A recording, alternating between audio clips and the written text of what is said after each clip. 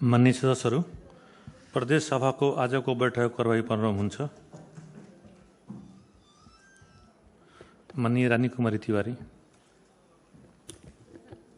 सभामुखज्यू, आज लगभग 3-4 दिनदेखि एउटा न्यूज भाइरल भइरहेको छ र त्यो न्यूज आजको अन्नपूर्ण पोस्टसम्ममा छापिएको छ र त्यो न्यूज जुन पीडित पक्ष हुनुहुन्छ त्यो मेरो निर्वाचन क्षेत्रबाटै पनि बिलोङ गर्ने भएकोले उहाँ जलेश्वर वडा नम्बर 2 वासी हो र उहाँलाई प्रादेशिक अस्पतालमा उपचारको क्रममा जुन सर्जरी गरिएको छ त्यो सर्जरीमा पत्थरीको सर्जरी गर्दा उहाँ प्रेग्नेन्ट हुनुहुन्थ्यो र प्रेग्नेन्ट हुँदा त्यो चेक जाँचै नगरिकन डाक्टर साहबहरूले सर्जरी गरेको अवस्था बाहिर आइरहेको छ र त्यसमा 3 जना डाक्टरहरूको नाम छ र उहाँ डाक्टरहरू आज के भन्दै हुनुहुन्छ, मैले पनि सर्जरी गरेको होइन, अर्कोले भन्नुहुन्छ मैले पनि गरेको होइन। मैले के सोध्न चाहे भने के त्यहाँ कम्पाउन्डर, त्यहाँका पिउन चपरासीले नि अपरेसन गर्ने काम गरेको छ कि होइन भने एउटा व्यक्तिको ज्यानै जोखिममा पारेर कुनै पनि सर्जरी गर्दाखेरि के त्यसको कुनै पनि चेकअप नगरिकन सर्जरी गरिन्छ र? त्यस्तो गरिन्छ हो भने डाक्टर साहबहरूलाई कारबाही होस् र कसैको ज्यानसँग खेल्ने कुनै पनि डाक्टरको अधिकार छैन।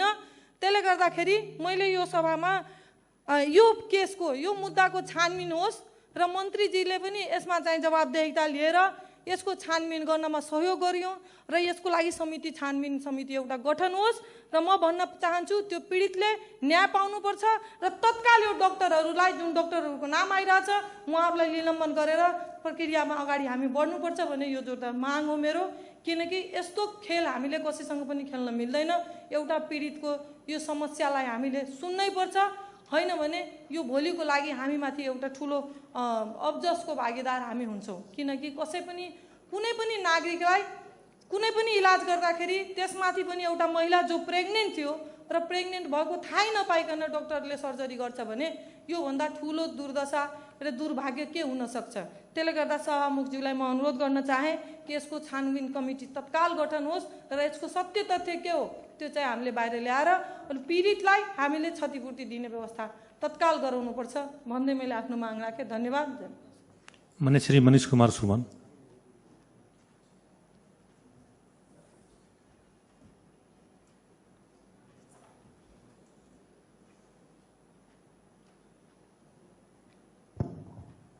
माननीय सभामुख महोदय, यही अषाढको 12 गते मध्य स्वास्थ्य विज्ञान प्रतिष्ठान अन्तर्गतको प्रादेशिक अस्पताल जनकपुर धाममा एकजना जलेश्वर निवासी श्रीमती विभा चौधरीलाई भर्ना गरिन्छ।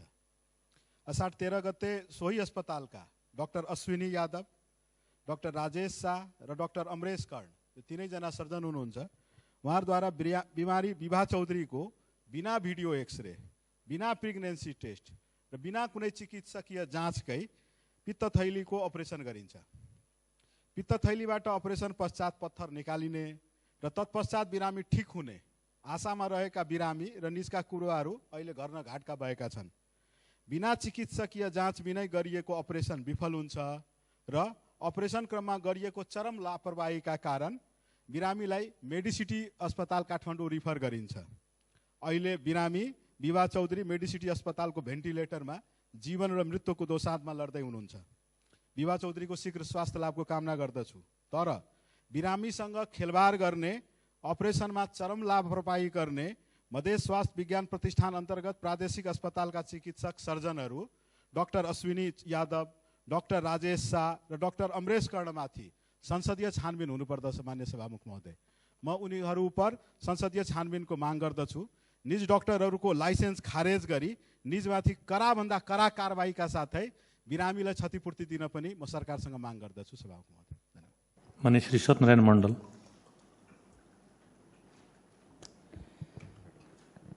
माननीय सभामुख महोदय, अघिल्लो 2 जना माननीय मित्रज्यूहरूले चाहिने प्रादेशिक स्वास्थ्य विज्ञानको प्रतिष्ठानको कुरो गर्नुभयो त्यहाँ भित्र भएका। म चाहिने सप्तरी जिल्लाको पशु स्वास्थ्य कार्यालयको जुन चाहिने प्रमुख डाक्टर हो उहाँको बारेमा भन्दैछु। आज बिहानै म कहाँ 5-7 जना किसानहरू आइपुग्यो। किसानहरूको अहिले भैँसीहरू र अन्य चौपायाहरू, बाख्रा, खसीहरू भट्टाभट मरिरहेको छ। धेरै महँगो छ इलाज। जो त्यहाँ चाहिने छन् डाक्टरहरू, उनीहरू के अरे प्राविधिकहरू इलाज उपचार गराइरहेको छ। मैले यो कुरा सूचना दिने बित्तिकै खोइ कुन क्लासका मान्छे हुन्, कुन वर्गका मान्छे हुन्, उसले मलाई आज चाहिने कख सिकायो। राजनीति व्यक्तिले इलाज गर्ने हो, नेताले इलाज गर्ने हो भन्नसम्मको कुरो गर्यो। म कहाँ पठाइदेऊ? यस्तो चाहिने संस्कार नभएको कर्मचारीहरूलाई यो प्रदेश सरकारले अविलम्ब कारबाही गर्नुपर्छ। मैले लास्टमा बाध्य भएर उहाँलाई राम्ररी रिक्वेस्ट गरेर चाहिने पहिला मैले कुरो राखेको थिएँ, जानकारी गराएँ। तपाईले ती किसानलाई म कहाँ पठाइदिनुस्, कि त चाहिने गोबर लिएर जनकपुर पठाउनुस् प्रयोगशालामा, कि त विराटनगर पठाउनुस्। ठाडै कुरो गर्छ, तलब खान्छ जनताको कर ट्याक्सबाट। त्यसकारणले अविलम्ब यस कुराको पनि र चाहिने उहाँ दुईजना मित्रहरूले उठाउनु भएको कुरालाई पनि मैले पनि समर्थन गर्दछु। आजको 21औं शताब्दीमा विज्ञान र प्रविधि यस्तो भएर चाहिँ यो त सिङ्गो मधेसको अपमान गरेको छ यी डाक्टरहरूले। मानवको जीवनसँग खेलवाड गर्न पाइँदैन। धन्यवाद। माननीय श्री उपेन्द्र महतो।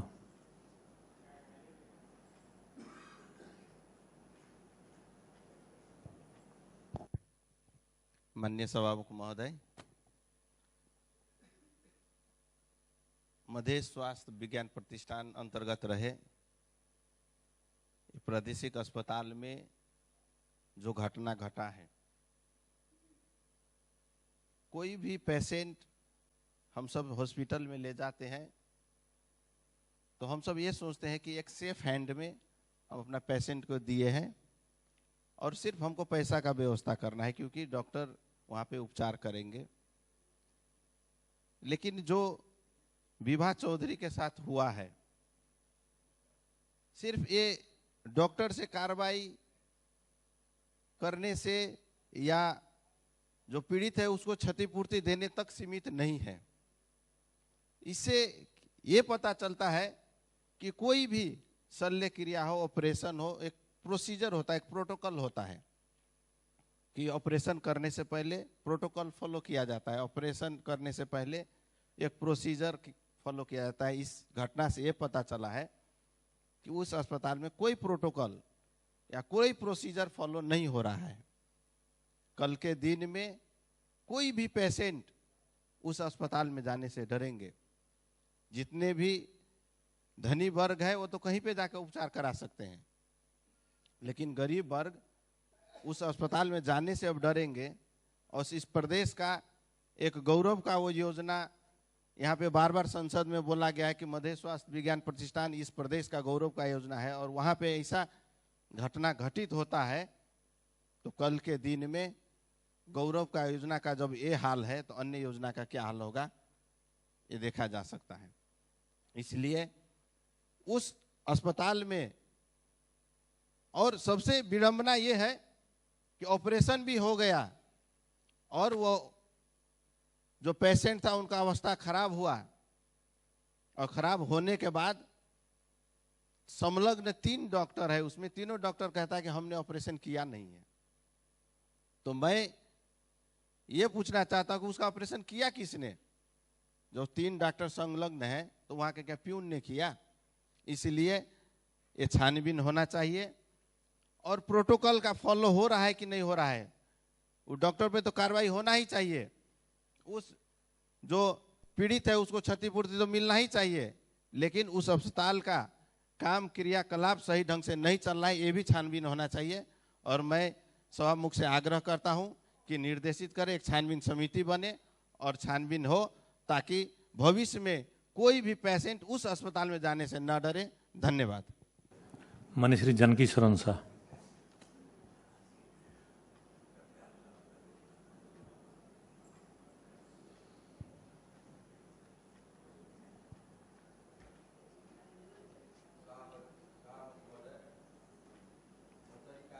माइक अन गर्नु मान्यजी। मौतारीको जुन घटना घटेछ हस्पिटलमा यो निन्दनीय घटना हो। यो घटनाको वास्तविक रूपमा छानबिन हुनुपर्छ र यसमा दोषी डाक्टरहरूलाई कारबाही होइन तुरन्त खारिज गर्नुपर्छ। सामाजिक मन्त्रीलाई पनि यही छ, सामाजिक मन्त्री पनि हुनुहुन्छ, उहाँलाई पनि भन्दछु। र मध्य प्रदेशमा सप्तरी जिल्लाको मण्डलजीले भनेको पशुको डाक्टरहरूले जुन लापरवाही गरेछ तिनीहरूमाथि पनि कारबाही हुनुपर्छ। यति भन्दै आफ्नो 2 शब्द खत्म गर्छु। माननीय श्री परमेश्वर शाह।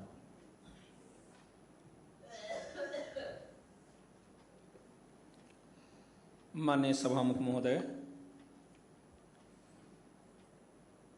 पूर्व वक्ता मान्यज्यूहरूको विशेष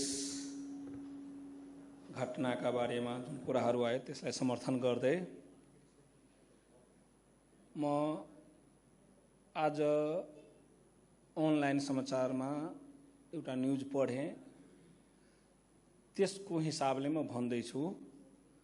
हुन त हामीसँग सरकारले जानकारी गराउने या हाउसमा सबै कुरा बारेमा भन्ने त्यो सिस्टम पनि छैन र हामीलाई उपलब्ध पनि हुँदैन। त त्यो अनलाइनमा ओबीसी को जसलाई हामी पिछडा वर्गका कुरा गर्छौं त्यसको उत्थानको लागि 1,39,00,000 समथिङ हजार रहेछ रुपियाँ। त्यसको बारेमा एकजना रुलिङ पार्टीकै कार्यकर्ताले, मुख्यमन्त्रीजीको पार्टीको कार्यकर्ताले नीति आयोगबाट 1,39,00,000 रुपियाँ स्वाहा भयो भनेर न्युज आएको रहेछ। अनि म के आग्रह गर्न चाहन्छु भने त्यसको खण्डन पनि आएको रहेछ, मुख्यमन्त्रीज्यूको स्वकीय सचिवबाट खर्चकै छैन। धामी र झाँक्री एउटै पक्षको मान्छे हेरे, आरोप लगाउने र त्यसको सफाई पनि दिने एउटै पक्षको मान्छे हेरे। वास्तविकता के हो त? हामी यो प्रदेशका 65 लाख जनताले जान्न पाउनु पर्दछ र त्यसमा यो सभा हलभित्र भएका हामी अहिलेका 101 मान्ने अथवा यो सबै प्रदेशभरिकै जनताका प्रतिनिधिले यो कुरा थाहा पाउनु पर्दछ। यसका बारेमा पनि मन्त्रालयबाट या त्यो नीति आयोग हेर्ने चाहिँ निकाय होला या मुख्यमन्त्री कार्यालय होला या अन्य के कार्यालय होला, त्यसबाट यो जवाब आउनु पर्दछ। दोस्रो कुरा, फेरि हामी सबै कुराको प्रमाण लिएर हामी हाउसमा त हुँदैनौँ, तर कुराहरू चलिरहन्छन्। त्यस कुराका बारेमा बराबर कुराहरू पनि उठिरहेको हुन्छ। सर्लाहीको भरत तालको बारेमा कुराहरू उठिरहेका छन्। त्यहाँ चाहिँ अनियमित तरिकाले एकै दिनमा माग हुने, एकै दिनमा चाहिँ तपाईको टिप्पणी उठाउने, सबैको राय पनि लिने, अनि एकै दिनमा सदर पनि हुने, अनि पैसा विनियोजन गरेर देन एन्ड देयर त्यो भरत तालको त्यहाँका नगरपालिकासँग सम्झौता गरेर खर्च भएको छ। त्यसका प्रक्रियाहरू के हुन् त? के यसै एक दिनमै सबै कुरा मिल्ने हुन्छ भने, हाम्रो सिस्टमले त्यही भन्छ भने त्यसको बारेमा पनि हामी जानकारी पाऊँ। दोस्रो कुरा, 72को बारेमा यत्रो कुरा उठ्यो। हामी आफूलाई जहिले पनि यो प्रदेशको भाग्य निर्माताका रूपमा आफूलाई सम्झेका छौँ, सिस्टमका कुरा गर्छौँ, नीति नियमका कुरा गर्छौँ। त्यसमा पनि त्यही प्रकारको भ्रष्टाचारका कुराहरू सुनेका छौँ। त्यो अर्थ मन्त्रालयले डाइरेक्ट, हिजो पनि हाम्रो अर्थमन्त्रीजीले भन्नुभयो कि कुनै पनि लगानी जो हाम्रो सिस्टममा छैन त्यसमा डाइरेक्ट लगानी हामी गर्न सक्दैनौँ, सम्बन्धित मन्त्रालय थ्रु डिमान्ड भएमा हामी लगानी गर्छौँ। तर डाइरेक्ट चाहिँ पैसा चाहिँ फरवार्ड गरेर दिने गरिएको छ। त्यो कुराको बारेमा पनि बृहत्तर विकास परिषद यही जनकपुर धाममै छ, त्यसमार्फत पनि। र तेस्रो कुरा, झलनाथ खनालजीको नाउँमा एउटा सर्पलाई चाहिँ एक प्रकारको भनौँ प्रिजर्भ गर्ने, सर्लाही जिल्लाकै हामी लाग्छ हरियौनतिर हो, त्यसलाई पनि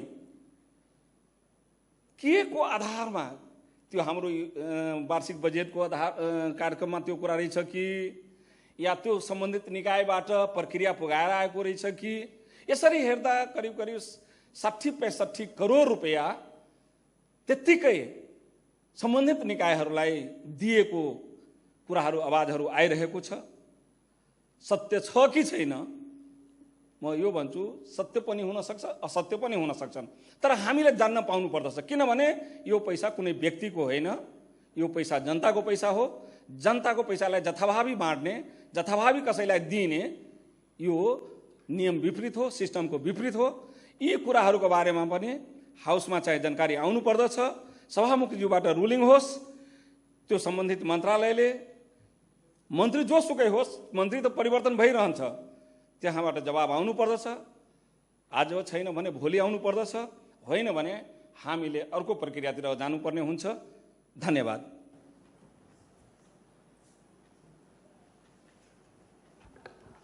मान्य सदस्यहरू, विभा चौधरीको उपचारमा भएको घटना सम्बन्धी छानबिन गरी 15 दिनभित्र प्रतिवेदन पेश गर्न महिला बालबालिका तथा सामाजिक न्याय समितिलाई निर्देशन गर्दछु र माननीय श्री सत्यनारायण मण्डल र माननीय श्री परमेश्वर शाहज्यूले जुन कुरा आज उठाउनु भएको छ त्यसको लागि म सरकारलाई ध्यान आकर्षण गराउँदैछु।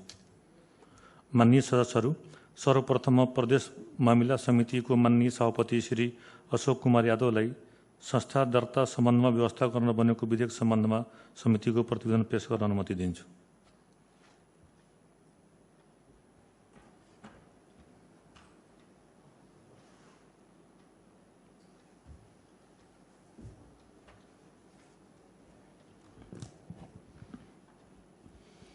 माननीय सभामुखज्यू, संस्था दर्ता सम्बन्धमा व्यवस्था गर्न बनेको विधेयक 2075 मिति 2076 साल जेठ 2 मा यस सम्मानित सदनमा प्रस्तुत भई मिति 2076-2-7 मा यस सम्मानित सदनमा सामान्य छलफल समेत भई मिति 2076-2-14 मा प्रदेश मामिला समितिमा दफावार छलफलका लागि प्राप्त भएकोमा प्रदेश मामिला समितिको विभिन्न मितिमा बसेको बैठकमा दफावार छलफल भई मिति 2078-10-16 गतेका दिन उक्त विधेयक संशोधन सहित सर्वसहमतबाट पारित गर्यौं।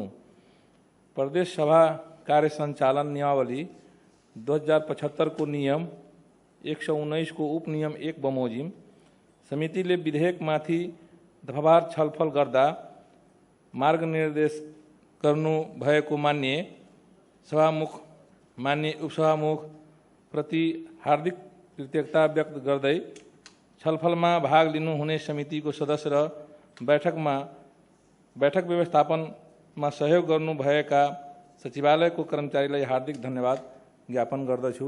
धन्यवाद।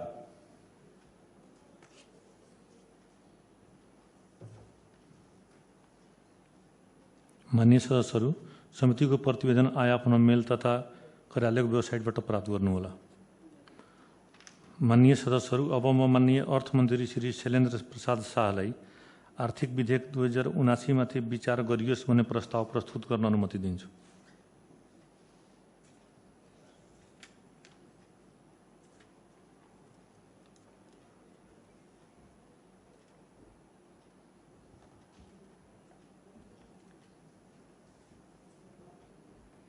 माननीय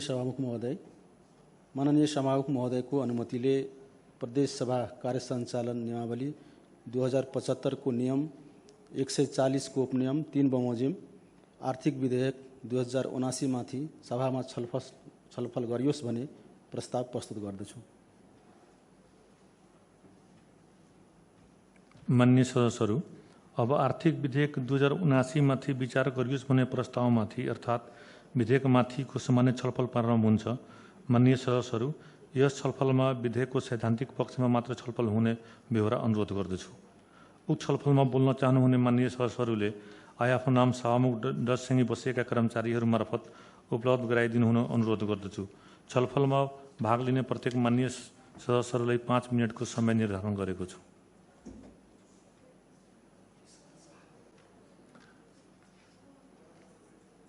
सर्वप्रथम माननीय श्री किशोरी शाह कमललाई छलफलमा भाग लिन समय दिन्छु।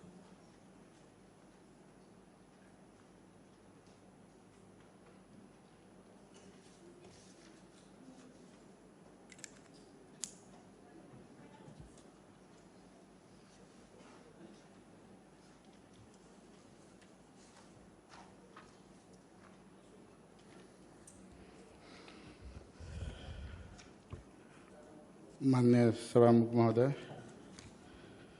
आज आर्थिक विधेयकको सैद्धान्तिक छलफलमा हामी बोल्दैछौँ। यो हाम्रो आर्थिक विधेयक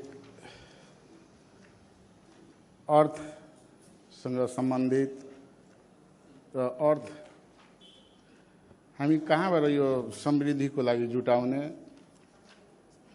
यो हाम्रो आन्तरिक स्रोत साधन प्रयोग गरेर हामीसँग भएका खनिजहरूलाई उपयोग गरेर र पर्यटनमा पनि, कृषिमा पनि, वन अन्तर्गतका पनि, नदी नालाबाट पनि र साना ठुला उद्योगहरूबाट पनि हामी कर उठाउने गर्छौँ।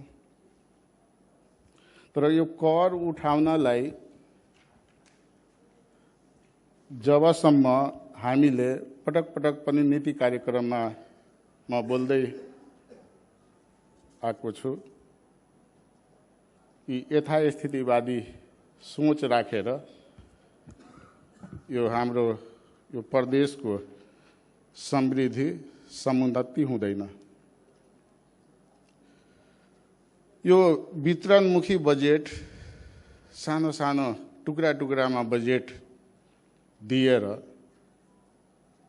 के हामी यो प्रदेशको समृद्धि गर्न सक्छौँ? अब बुदागत रूपमै जाउँ कृषिमा, चक्लाबन्दी खेती एउटा उद्योगको रूपमा स्थापना गर्नुपर्ने, अब त्यसमा पनि अहिले कति 50% रजिस्ट्रेसन शुल्क लगाएको छ। अहिले त्यसलाई प्रोत्साहित गर्नको लागि, व्यवस्थित गर्नको लागि यो 100% छुट तत्काल, अब यो हाम्रो भनौँ न चक्लाबन्दी खेती गर्ने, यसरी साझेदारी खेती गर्ने जुन एउटा व्यावसायिकको रूपमा यसलाई विकासको रूप लिइसकेपछि मात्रै त्यो कर लगाउँदा राम्रो हुन्छ। कृषि अन्तर्गतकै थुप्रै साना उद्योगहरू हामी स्थापना गराउन सक्छौँ वा कृषकहरूलाई अथवा विदेशबाट आएका थुप्रै यस्ता जनशक्तिहरूलाई, युवाहरूलाई बेरोजगारीको रूपमा पनि प्रोत्साहन गर्नको लागि साना साना उद्योग स्थापना गराएपछि त्यसको करको दायरा बढाउन सकिन्छ, त्यहाँबाट कर आउन सक्छ। अब त्यतातिर पनि भइरहेको छैन। हाम्रो देशको, हाम्रो यो प्रदेशको रकम बाहिर गइरहेको हुन्छ। कृषिमा पनि आत्मनिर्भर हामी बन्न सकेका छैनौँ। हामी आयातै बढी गर्छौँ, निर्यात गर्न सकेका छैनौँ। अब माछाजुनकै यहाँ थुप्रै सम्भावनाहरू बोकेका ठाउँहरू हाम्रै प्रदेशमा पनि छन्। त्यो नदी नालाहरूलाई पनि व्यवस्थित गर्न सकेको छैन, माछाजुनको रूपमा व्यवस्थित गर्न सकेको छैन। त्यसलाई पनि व्यवस्थित गर्नुपर्ने। पर्यटनमा यो पर्साको ठोरी टापु वन्यजन्तु संरक्षण आरक्षलाई र कोशीको त्यो टापुलाई त्यहाँ पनि सफारीको रूपमा विकास गर्न सक्यो भने र धनुषाधामको जङ्गललाई पटक पटक आइरहेको छ। अब त्यसलाई त्यसमा बजेटै दिनुपर्ने हो, त्यसमा पनि दिँदैन। यसरी जुन ठाउँमा लगानी गर्नुपर्ने हो र त्यहाँबाट अलिकति कर उठ्छ, त्यसबाट पर्यटक आउने र हाम्रो त्यही आम्दानीले प्रदेशलाई पनि समृद्ध बनाउँछ, त्यतातिर चाहिँ बजेट दिनुपर्ने त्यो देखिँदैन। सानो सानो काममा पर्यटन क्षेत्रको पर्यटकको बजेट चाहिँ सानो सानोमा गइरहेको छ। मैले नीति कार्यक्रममा पनि भने अब एउटा पूर्व, एउटा पश्चिम, एउटा धनुषा धामको जङ्गललाई कम्तीमा 3 वटालाई ग्राह्यता दिउँ न, अनि पर्यटनको विकास यसरी पनि गर्न सकिन्छ र हाम्रो करको दायरा त्यहाँबाट पनि बढ्न सक्छ। अब खोला नाला, यो पहाडी भेगमा पहाडमा खास गरेर यो वन जङ्गलहरू फरानी गरेर त्यसपछि अनियन्त्रित बसोबास भएर उताबाट आउने बग्ने वर्षाको समयमा बाढीले गर्दाखेरि हाम्रा नदी नालाहरूको लेभल हाइट हुँदै जान्छ र त्यो नदी नालाले हामीलाई क्षति गरिरहेको हुन्छ। हाम्रो कृषि योग्य जग्गालाई पनि मरुभूमिमा परिणत गर्दैछ। अब त्यसलाई व्यवस्थित गर्ने कि नगर्ने? अब यहाँ स्थानीय निकायसँग सहकार्य गरेर स्थानीय निकायको प्राविधिक, हाम्रो प्रदेशको प्राविधिक मिलेर अब नदीको दुईटै छेउ अब जथाभावी क्रसर राख्न दिने हो, अझ थप दिने हो, वासिङ प्लान्टहरू अझ थप दिने हो, लाइसेन्स दिइदिने हो। तर एउटा क्राइटेरिया, नदीको सर्टेन छेउबाट सर्टेन दूरीमा त्यसको एरिया तोकेर, लम्बाइ चौडाइ तोकेर यति भित्र यति हाइटसम्म मात्रै उठाउन पाउने, यसरी गरिदियो भने, यसलाई नियन्त्रण गर्न सक्यो भने बालुवा गिटी पनि हामी निर्यात गर्न सक्छौँ र त्यसबाट पनि करको दायरा बढाउन सक्छौँ। तर यहाँ के भइरहेको छ भने जथाभावी अब खोलाको छेउमै जहाँनिर नउठाउनु पर्ने हो त्यहीँबाट बालुवा गिटी उठाएर खोलालाई भित्र पसाउने काम, हाम्रो कृषि योग्य जग्गाहरू पनि बर्बाद हुने काम गर्छ। त्यसलाई एउटा सिस्टममा ल्याएर व्यवस्थित गर्न सक्यो भने त्यहाँबाट पनि हाम्रो कर उठ्न सक्छ। यसरी धेरै होइन, कृषिमा सानातिना उद्योगको स्थापना, पर्यटनमा पनि अब पूर्व पश्चिम र बिचको 3 वटा मैले भनिसकेँ र यो वनमा पनि जुन किसिमको अहिले वृक्षारोपणहरू गरिरहेको छ त्यसलाई व्यवस्थित गर्न सकेको छैन, त्यसमा खर्च बढी भइरहेको छैन। खर्च बढी भइरहेको हुन्छ, त्यसलाई संरक्षण गर्न सकिरहेको हुँदैन। अब त्यसलाई संरक्षण गर्न सक्यो भने पछि गएर त्यसबाट पनि अब सर्टेन त्यो काठ बिक्री गर्यो भने त्यसबाट पनि कर हाम्रो आउँछ। यस्ता यस्ता सानो सानो चिजमा हाम्रो ध्यान चाहिँ गइरहेको हुँदैन र यथास्थिति अनुसारकै यो खर्च चाहिँ हाम्रो भइरहेको हुन्छ। अब यसमा खास जोड दिनुपर्ने हो र कहिले हामी सोच्ने हो यसको लागि, प्रदेशको समृद्धिको लागि। यत्रो बजेट आइरहेको छ, प्रदेशको बजेट समृद्धितिर कहीँ गएको हुँदैन, अलि राम्रो कामतिर गएकै हुँदैन। प्रदेशमाथि नै प्रश्न उठाइरहेको छ। यो प्रदेश यस्तै अवस्थामा चल्यो भने प्रदेश किन चाहियो भन्ने पक्षहरू पनि यहाँ अहिले जुन दबिएका थिए त्यो पक्षहरू पनि अहिले टाउको उठाएर भन्न सुरु गरेको छ। हामी प्रदेशका मान्यहरू, प्रदेशका विभिन्न समितिका सभापतिहरू, मन्त्रीहरू, यत्रो चाहिँ हामी प्रदेशमा जुन खर्च भइरहेछ अब के को लागि खर्च भइरहेछ? समृद्धिको लागि गर्नुपर्ने होइन, यो संहिता आएको समृद्धिको लागि होइन, यसको कामै भइरहेको छैन। सानो सानो के अरे पोखरीमा सौन्दर्यीकरणको लागि 20 करोड 15 करोड 25 करोड यसरी, त्यो के को लागि त्यो विकास हुन्छ? न त्यसले सिँचाइमा पनि कृषिमा पनि त्यसले योगदान पुर्याउँदैन, न त्यसले के अरे पर्यटनमा पनि योगदान पुर्याएको हुँदैन। त्यही भएर म सरकारसँग के अनुरोध गर्न चाहन्छु भने यो लास्टमा पनि अहिले पनि रेड बुक हेर्दाखेरि त्यस्तै बजेटहरू छरिएको छ। अलिअलि फरक गरे हुन्छ, तर यथास्थिति फेरि त्यही लाइनमा हिँड्ने हो, एउटै ट्र्याकमा। अब त्यो नहोस्, अलिकति ट्र्याक चेन्ज गर्नको लागि म अनुरोध गर्न चाहन्छु। धन्यवाद। माननीय श्री जगतारण देवी सुडिन।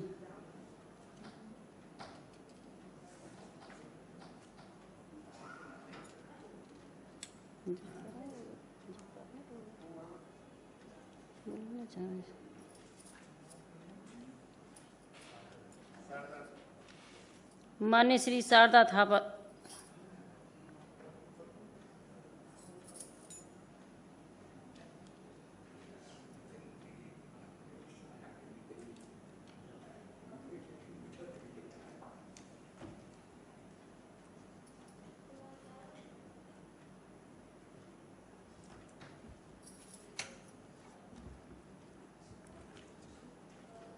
माननीय सभामुख महोदय, आज हामी मध्य प्रदेशको आर्थिक विधेयक 79मा छलफल गरिरहेछौँ।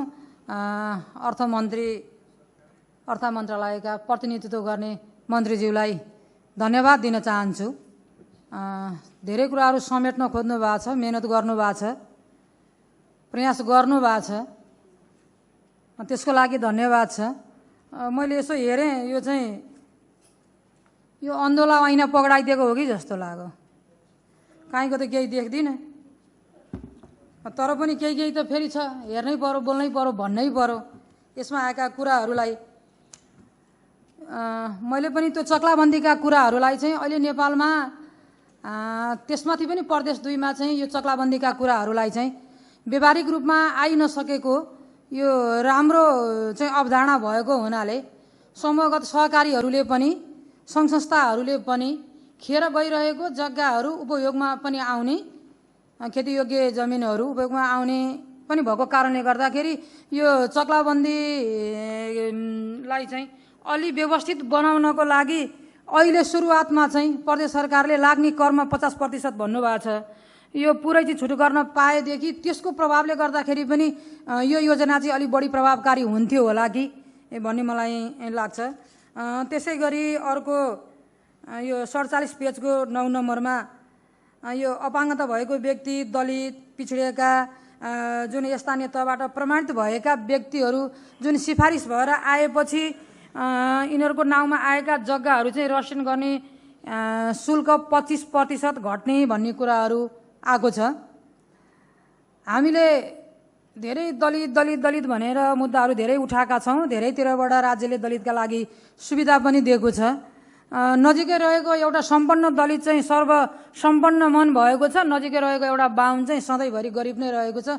त्यसकारण अब राज्यका हरेक सुख सुविधा प्राप्त गर्नको लागि चाहिँ त्यसमा दलित मात्रै नभएर गरिब पनि समेटियो भनेदेखि अझ प्रभावकारी रहन्छ कि मैले त्यसमा यो गरिबलाई पनि समेटियोस्, प्रमाणीकरण भएर आएका स्थानीय निकायबाट प्रमाणीकरण भएर आएका गरिबहरू पनि यसमा चाहिँ समेटियोस् भनेर म चाहिँ सुझाव राख्न चाहन्छु।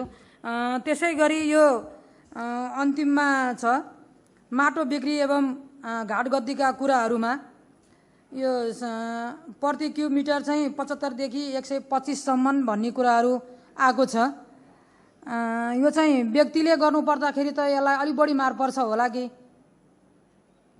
यसमा पनि ध्यान जाओस् भनेर भन्न चाहन्छु। त्यसै गरी यो करहरू बर्देवास नगरपालिकाले पठाउने कर र बर्दिवास नगरपालिकाबाट क्षेत्र नम्बर 1बाट प्रतिनिधित्व गर्ने मैले पाउने रकममा धेरै अन्तर छ। बर्दिवास नगरपालिकाले पाउने कर बर्दिवासमै छोडिदिएर मैले यहाँबाट पाउने सांसद विकास रकम नलाने हो भने त्यो रकमले मेरो बर्दिवास नगरपालिकामा धेरै कुराहरूको विकास हुन्छ। त्यहाँबाट पठाउने राजस्व बराबर पनि हामीले चाहिँ योजनाहरू पनि कुनै पाएका हुँदैनौँ। बल्ल बल्ल एउटा रातो किताब आउँछ, 10वटा मन्त्रालयको मन्त्रीज्यूलाई म धन्यवाद दिन चाहन्छु, किनभने मेरो यो कुनै पनि योजना परेको छैन। त्यसको लागि पनि मन्त्रालयका सम्पूर्ण मन्त्रीज्यूहरूलाई चाहिँ धन्यवाद दिन चाहन्छु। सबैभन्दा बढी राजस्व सङ्कलन गरेर पठाउने बर्दिवास नगरपालिका, अनि सबैभन्दा कम योजना पर्ने भनेको प्रदेश सरकारबाट फेरि पनि बर्दिवास नगरपालिका। सम्झौता गरौँ, उताको राजस्व उतै राखौँ, यता सांसद विकास कोष यतै रहन्छ। यहाँहरूले त्यसो गर्दा कसो होला, अन्तिममा जाँदैछौँ, त्यो पनि एउटा अप्नाइ हेरौँ। अब यो त धेरै नै अन्याय परेको हुनाले मैले सानो कुराहरू यहाँ पनि राखेन। प्रदेश सरकारले केही राम्रा कामहरू पनि अहिले गरेको छ, मैले त्यसको लागि धन्यवाद दिन पर्छ। जुन यो मधेस सरकारले अहिलेको शहीद परिवारलाई 21,000को दरले दिने कुराहरू छ, त्यो कुरा राम्रो छ। त्यसमा पनि विभेद नभइकन चाहिँ वितरण प्रणालीमा जाओस्। मेरो क्षेत्रमा करका कुराहरू गर्दाखेरि बर्दिवास नगरपालिका वार्ड नम्बर 3मा राईमण्डल भन्ने डाँडा छ, त्यसमा ठ्याक्कै जानकी मन्दिरको आकृति भएको त्यहाँ संरचनाहरू तयारी भएको छ। कतिपय मान्यज्यूहरूले हेरि पनि सक्नुभएको होला, थाहा पनि छ होला। त्यसलाई चाहिँ अलिकति पर्यटकको रूपमा विस्तार गर्न सकेदेखि आन्तरिक पनि बाहिर पनि पर्यटकहरू भित्र्याउन सक्दाखेरि करको दायराहरू पनि त्यहाँबाट चाहिँ फराकिलो हुन्थ्यो होला, कर सङ्कलन गर्नलाई सजिलो हुन्थ्यो होला। त्यसतर्फ पनि ध्यान जाओस् भन्न चाहन्छु। त्यसै गरी महोत्तरीको उत्तरी बेल्टमा रहेको बर्दिवास नगरपालिकाका वरिपरि अमृतसरको बेसरी खेतीहरू हुन्छ। त्यो अमृतसर उत्पादन गरेर पनि आत्मनिर्भर बनाउँदै त्यसबाट पनि करहरू सङ्कलन गर्नलाई चाहिँ सजिलो हुन्थ्यो होला, त्योतिर पनि अलिकति ध्यान जाओस् भन्न चाहन्छु। त्यसै गरी यो टमाटर अनि भुइँकटर र फर्सी बेसरी उत्पादन हुने भएको हुनाले त्यो जामको रूपमा अलिकति थोरै सानो उद्योगहरू चाहिँ त्यहाँ सञ्चालन गरिदिने हो भनेदेखि रोजीरोटी पनि हुने, काम पनि पाइने, अनि त्यो खेर गइरहेका ती उत्पादनहरूले पनि बजार पाउने र करलाई पनि सबै राजस्व सङ्कलन गर्न पनि सफल हुने भएको हुनाले त्योतिर पनि प्रदेश सरकारले ध्यान दियोस् भन्ने भनाइ राख्दै बिदा हुन्छु। धन्यवाद। माननीय श्री जानकी शरण शाह।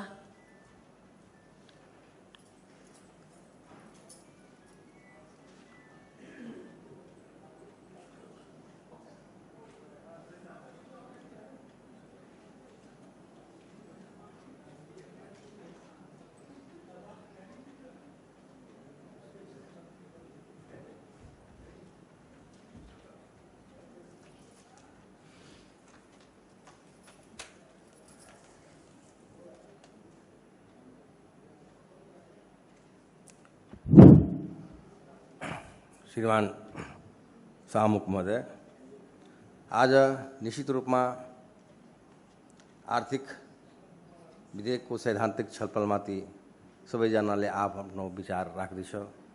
यसमा हामीले मुख्य रूपमा कृषिमा, शिक्षामा, स्वास्थ्यमा, पर्यटकीय क्षेत्रमा, वनमा यीहरूमा राम्ररी काम गर्यो भने यसबाट हामीहरू धेरै राजस्व उठ्नेछ, कर उठ्नेछ। खास गरी खेतको बारेमा चक्लाबन्दी गर्ने जुन योजना छ, त्यो चक्लाबन्दी योजना हुँदाखेरि पनि राम्रो हुन्छ।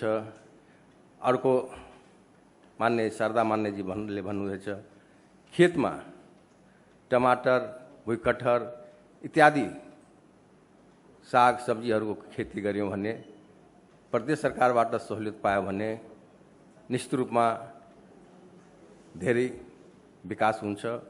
धेरै टमाटरबाट किसानहरूले लाभान्वित हुन्छ, भुइँकटहरकोबाट पनि किसानहरू लाभान्वित हुन्छ र यसबाट हामीले कर पनि उठाउन सक्छौँ। अर्को कुरो पर्यटकीय क्षेत्र पूर्वदेखि पश्चिमसम्म जानकी माँको मध्यमा पनि जानकी माँको स्थान हो। धेरै धार्मिक संस्थाहरू छ, धेरै मुस्लिम संस्थाहरू छ। त्यहाँ पर्यटकीय क्षेत्रलाई व्यवस्थित गर्यो भने त्यहाँबाट पनि हामी धेरै लाभान्वित हुन्छौँ। यी कुराहरूलाई निश्चित रूपमा हामीले ध्यान दिनुपर्छ, जहाँ हाम्रो ध्यान अहिलेसम्म गएको छैन। यो प्रदेश सरकार निश्चित रूपमा शिक्षामा पनि राम्ररी विकास गर्यो भने शिक्षाबाट पनि धेरै राजस्व आउन सक्छ। खास गरेर बङ्गलादेश शिक्षैलाई टेवा दिएछ, त्यहाँ धेरै राजस्व शिक्षाबाट आउँछ। तर हाम्रो देशमा शिक्षा भनेको व्यापार हो, शिक्षालाई व्यापार ठानेको छ। हाम्रो देशको धेरै विद्यार्थीहरू अन्य ठाउँमा पढ्छ, गरिब विद्यार्थीले पढाइको कल्पना गर्नु बेकार हो। यहाँ मेडिकल कलेजहरू छ, करोडौँ विद्यार्थीको शुल्क छ। पढ्नै नसकिने मध्यमवर्गीय परिवार छ, गरिब परिवारको लागि यो दिवा सपनु भएछ। निश्चित रूपमा शिक्षाबाट पनि धेरै हामी लाभान्वित हुन सक्छौँ। शिक्षालाई व्यवस्थित गर्यो भने, कार्यमूलक गर्यो भने, शिक्षालाई वैज्ञानिक गर्यो भने हाम्रो धेरै राजस्वलाई टेवा दिन सक्छ। र स्वास्थ्यको क्षेत्रमा पनि स्वास्थ्यको यहाँ धेरै मान्यजीहरूले भन्नुभएछ, स्वास्थ्यको विज्ञान स्थानबाट कस्तो लापरवाही भएछ। आजको वैज्ञानिक युगमा प्रत्येक प्रशिक्षण हुँदाखेरि, प्रत्येक अपरेसन हुँदाखेरि, ससाना अपरेसन हुँदाखेरि त्यहाँ पहिले प्रशिक्षण गर्छ, त्यसपछि आएको रिपोर्टमा डाक्टरले अपरेसन गर्छ। त्यहाँ कुनै प्रशिक्षण नगरी, कुनै जाँची नगरी अपरेसन गरेको कारणले ओ विभा ठाकुर जीवन मरणको बीचमा लडिरहेको छ। यस्तो लापरवाही स्वास्थ्यको क्षेत्रमा छ। स्वास्थ्यको क्षेत्रमा म आफै एक दिन भर्ना भएको थिएँ राति, त्यहाँ अहेब डाक्टर मात्र थियो। एमबीबीएस डाक्टर खोज्दाखेरि थिएन, स्पेशलिस्ट डाक्टरको त कुरै नगर्नुहोस्। अहेब डाक्टरले मलाई इलाज गर्यो, रातिसम्म कुनै प्रकारले बाँचे भगवानको कृपाले। दिनमा आयो डाक्टरहरूले इलाज गर्यो। यस्तो लापरवाही स्वास्थ्यको क्षेत्रमा हुन्छ भने हाम्रो के होला देशको अवस्था, के होला जनताको अवस्था। र खास गरेर स्वास्थ्य क्षेत्रमा जो धनिक छ वो उपचार उसको कहीँ पनि भइहाल्छ, तर गरिब वर्गको लागि यो स्वास्थ्य भनेको अभिशाप हो। स्वास्थ्य क्षेत्र भनेको अभिशाप, स्वास्थ्य क्षेत्र भनेको इलाज गराउनु भनेको उहाँहरूलाई हस्पिटल भनेको अभिशाप हो। यही म बुझ्दैछु। अर्को कुरो निश्चित रूपमा यहाँ कर उठाउन चाह्यो भने सबै क्षेत्रबाट हामी उठाउन सक्छौँ। शिक्षाको क्षेत्रबाट उठाउन सक्छौँ, स्वास्थ्यको क्षेत्रबाट उठाउन सक्छौँ, पर्यटनको क्षेत्रबाट उठाउन सक्छौँ। यातायात यहाँ गाडी आएको थियो 5, 6, 7बाट गाडी बस चल्दाखेरि प्रदेश सरकारलाई पनि आम्दानी हुन्थ्यो, जनतालाई पनि सहूलियत हुन्थ्यो। तर त्यो बस कहाँ बिलायो, कहाँ से लायो त्यो मलाई अहिलेसम्म थाहा छैन। 2 साल पहिले हामीले हेरेका थियौँ, मन्त्रालयहरूमा जाँदाखेरि बस लागेको थियो, अब त्यो बस पनि हेर्दैनौँ। यातायातबाट पनि धेरै फाइदा हुन सक्छ प्रदेश सरकारलाई। यातायातलाई व्यवस्थित गर्यो भने राम्ररी इन्कम हुन सक्छ, कर उठ्न सक्छ। तर यातायातलाई ध्यानमा राखेन यो प्रदेश सरकारले। मलाई मुख्य रूपमा यति मात्र भन्नु छ, यो प्रदेश सरकारको सैद्धान्तिक पक्ष जतिसुकै राम्रो भए पनि, जतिसुकै विज्ञहरूले राम्ररी लेखेर तयारी गरे पनि व्यवहारिक पक्ष शून्य छ। यति भन्दै म आफ्नो 2 शब्द यही टुङ्ग्याउँदछु। धन्यवाद। माननीय श्री परमेश्वर शाह।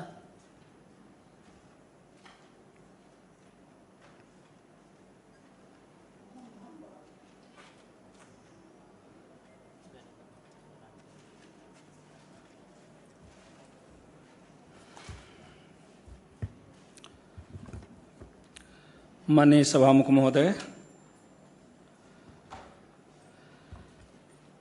प्रदेश सरकार द्वारा प्रस्तुत आर्थिक विधेयक 2079 माथि हामी सैद्धान्तिक छलफलमा छौँ। अब प्रदेश सरकारले कुन क्षेत्रमा कर लगाउने, कति लगाउने निश्चित रूपमा प्रदेश सरकारको अधिकार क्षेत्रभित्र कुरा हो। हुन त हाम्रो देशमा संविधानले परिकल्पना गरे अनुसार 3 तहको सरकार छ। संघीय सरकारले एक प्रकारको कर लगाउने, प्रदेश सरकारलाई जुन अधिकारका सूची दिएको छ त्यही भित्र बसेर कर लगाउन पाउनु पर्ने, केही स्थानीय सरकारलाई पनि दिएको छ र केही साझा सूचीमा पनि राखिएका छन्। हाम्रो प्रदेश सरकारले संविधानकै भावनाभित्र रहेर यो प्रदेशको जनता माथि चाहे जुन सेक्टर होस्, पर्यटनको क्षेत्र होस्, कृषिको क्षेत्र होस्, ढुङ्गा बालुवाको क्षेत्र होस्, काठ गैर काठका क्षेत्र होस्, जेमा प्रदेश सरकारले अधिकार पाएका छन् त्यसमा मात्रै कर लगाउन पाउने हो। यातायातका कुरा त्यहाँ त कर लगाउँदै आएको छ, त्यो प्रदेश सरकारभित्र आएको छ। अब हामीले लगाउँदा खाली कर मात्रै लिने हो कि त्यो अनुरूपको सुविधा दिने हो, त्यो कुरा मेन कुरो हुन जान्छ। र यो एउटा विधेयक हो, यसलाई हामी पास गरेपछि आर्थिक वर्ष 79-80 मा कार्यान्वयन सरकारले कर उठाउन पाउँछ। मैले बुझेसम्म यो पनि एक प्रकारको अहिले विधेयक छ, भोलि गएर ऐन बन्छ, सरकारले यसलाई टेकेर कर उठाउने काम गर्छ होला। अहिलेसम्मको अवस्था हेर्दा सरकारको बजेट टोटल्ली सङ्घमाथि डिपेन्ड रहेको छ। यस मानेमा सरकार आफै बोलेको कुरा आन्तरिक राजस्वबाट अनुमानित हो, त्यो पनि 4,18,93,75,000 रुपैयाँ हामी उठाउँछौँ।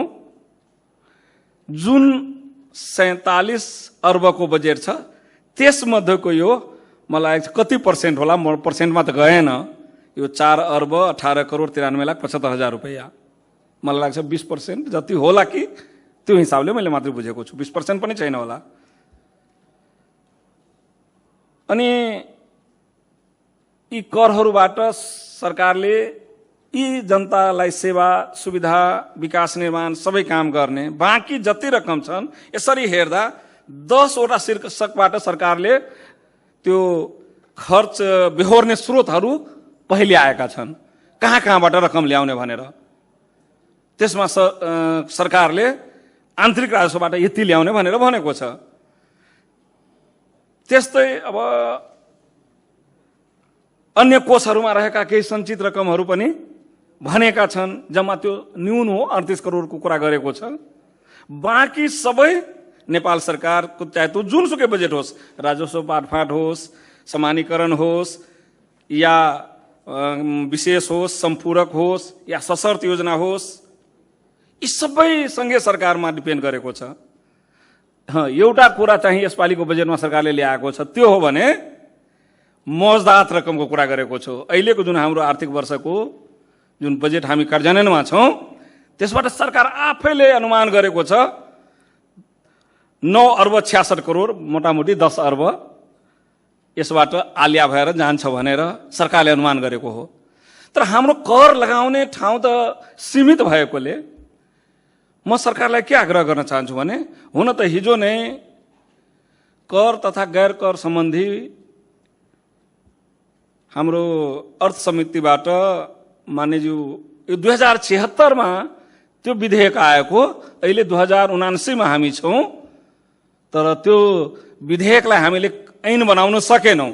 कर उठाउनको लागि त्यसमा के प्रावधानहरू होला, त्यसका राजस्व अनुसन्धानका कुराहरू होला, सम्भाव्यता अध्ययनका कुराहरू होला, राजस्व उठाउने क्षेत्रहरूका बारेमा परिकल्पना गरेको होला।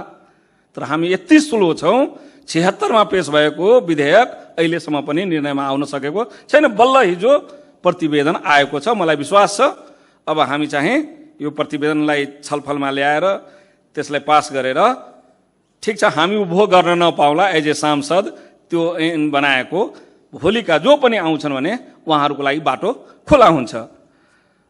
म सरकारलाई के आग्रह गर्न चाहन्छु भने अब यो सम्भव छ कि छैन, किनभने बिना ऐनको कुनै कुरा हामी गर्छौँ भने त्यो हाम्रो धृष्टता हुन्छ। किन हामी कानुनी राज्यका कुरा गरेका छौँ, सिस्टमका कुरा गरेका छौँ, त्यो भित्र हामीले कुरा गर्नुपर्दछ।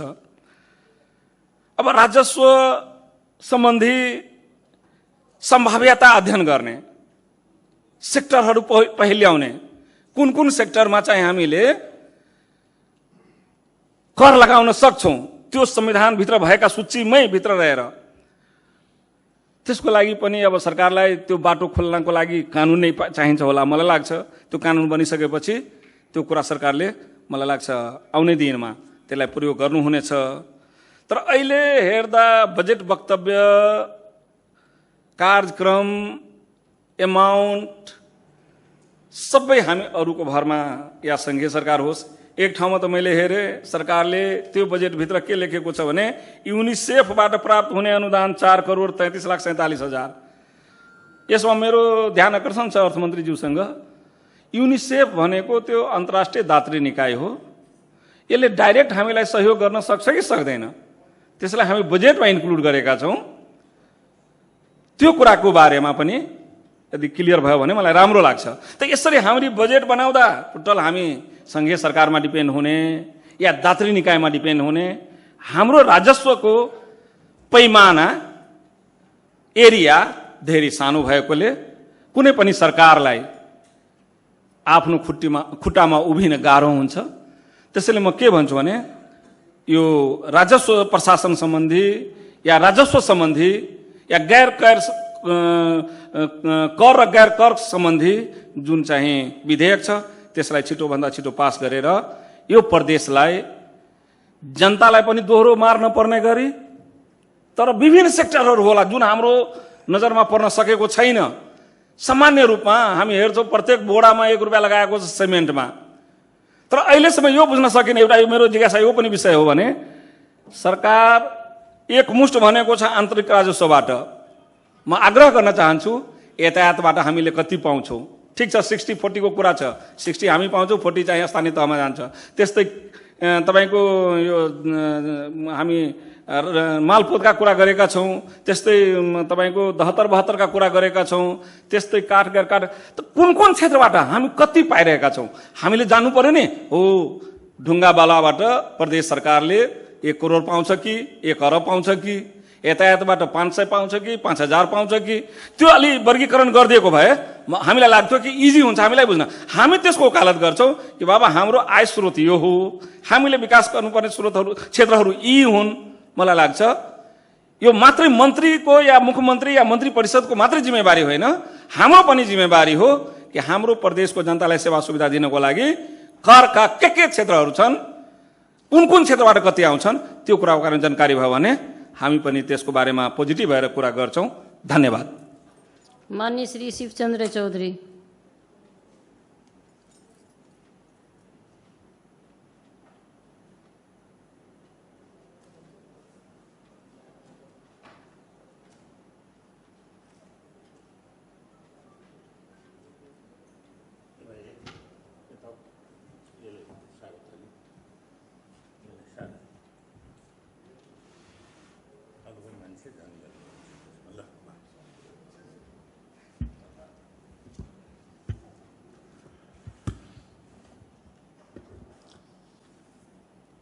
सभामुख महोदय, आज हामी आर्थिक विधेयकमा छलफल गर्न यहाँ उभिएका छौँ। आर्थिक विधेयक भनेको चाहिँ प्रदेश सरकारलाई कहाँबाट आम्दानी हुन्छ, करबाट कुन कुन क्षेत्रबाट चाहिँ आम्दानी गर्न सकिन्छ, जो कि अत्यन्तै आवश्यक छ। प्रदेशलाई स्वावलम्बन हुनको लागि आन्तरिक कर उठेन भने चाहिँ प्रदेश चल्न सक्दैन, दिगो विकास हुन सक्दैन। अब अहिले एकदम थोरै न्यूनमा छ। प्रदेश सरकारले हालसम्म 5वटा जुन छ नि शीर्षकहरू मात्रै कर लगाउन सकेका छ। ती शीर्षकहरू हुन् घर जग्गा, तथा रजिस्ट्रेसन शुल्क, सवारी साधन कर, मनोरञ्जन कर, पर्यटन शुल्क तथा ढुङ्गा गिटी बालुवा 72-72 यी 5वटा कुरामा मात्रै। अब अझै पनि हामी उत्पादनमूलक कुराहरू जो कि आफ्नो प्रदेशमा उत्पादन गरेर अन्य ठाउँमा पठाउने त्यसमा प्रवेशै गर्न सकेका छैनौँ। यो स्थिति बहुत दयनीय स्थिति हो हाम्रो पढ्नको लागि। यो कहिले गर्ने? 5 वर्ष त हामी बिताइसक्यौँ। अब अहिले पहिलेदेखि नै स्थापित जसरी कि उदाहरणको लागि वीरगञ्ज करिडोरकै कुरा गरौँ, त्यहाँ पनि थुप्रै उद्योगहरू छ। अब त्यो त केन्द्रबाट जान्छ, त्यहाँबाट अब नेपालको संविधानको अनुसूचीमा उल्लेख भएअनुसार पक्कै हामीलाई केही न केही औसत रूपमा पाइन्छ होला यो प्रदेशमा भएको मेरो अनुमान छ। त्यो कुरो चाहिँ म आग्रह गर्छु अर्थमन्त्रीसँग कि ज्यूसँग कि त्यो अलिकति क्लियरिफिकेसन चाहिँ गरिदिनु भए राम्रो हुन्छ। पुरानो जुन योजनाहरू छ, के अरे उद्योगहरू छ, तिनीहरूबाट उठेको करमा चाहिँ हाम्रो प्रदेशमा रहेको उद्योगहरूको चाहिँ हामीले पाउँछौँ कि पाउँदैनौँ, त्यो कुरो चाहिँ अलिकति क्लियर गरिदिनु होला। अब म सिलसिलेवार रूपमा चाहिँ जान्छु कर उठाउने जुन 5वटा शीर्षक त्यसमा। अब जग्गा रजिस्ट्रेसन शुल्क सम्बन्धमा मलाई विश्वास छ कि यो जग्गा रजिस्ट्रेसन शुल्क जुन छ यो देशैभरि यस्तै प्रकारको होला वा तराईमा कि अरू ठाउँभन्दा बढी घटिराख्नु भएको छ, घटाएर राख्नु भएको छ कि बढाएर राख्नु भएको छ कि एकरूपता छ, यो कुरा चाहिँ क्लियर चाहिँ हामीलाई हुनु पर्यो। अर्को कुरा, अहिले केन्द्र सरकारले चाहिँ किता काट बन्द गरिदिएर जग्गाको वर्गीकरण गरेर मात्रै किता काट गर्ने हाललाई बन्द गरिएको, त्यसले गर्दाखेरि जनतामा साह्रै जुन छ नि अप्ठ्यारो परेको छ। अब यो अंशबन्डा फन्ना तिन्ना यो सबै रोकिएको छ। यो कसरी फुकुवा हुने त? जनता त्राइमाममा छन् यसमा चाहिँ। अब किता काट बन्द गरिदिया छ, वर्गीकरण जग्गाको वर्गीकरण गर्नैकै लागि चाहिँ रोकेर अब बाटोमा पहिरो आयो भने पहिरो फालेर मात्रै गाडी पठाउने जस्तो कुरो भयो के? यो वर्गीकरण पनि गर्दै गर्ने र नियमित कार्यहरू पनि जनतालाई मार्का नपर्ने गरी नियमित कार्यहरू पनि हुँदै गर्ने, त्यस्तो हुन सकेका छैन। त्यसमा चाहिँ ध्यान जाओस् मन्त्रालयको। र अर्को कुरा, म अब सवारी साधन करतिर म चाहिँ ध्यान आकर्षित गराउन चाहन्छु। अब सवारी साधन कर चाहिँ